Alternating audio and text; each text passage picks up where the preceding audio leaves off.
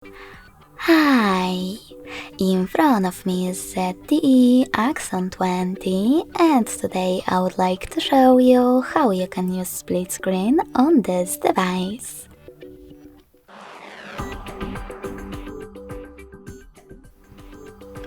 First of all, open one of your apps that you wish to use in this view, like Play Store.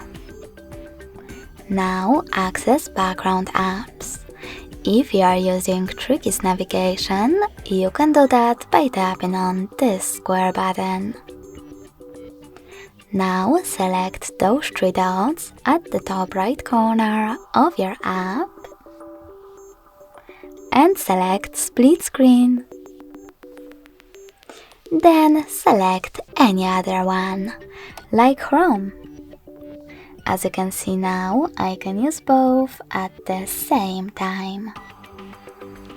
If you wish to go back from this mode, drag the first app upwards or downwards and select Home button. Thanks so much for watching. If you enjoyed this video, smash that like button, comment and subscribe. Bye!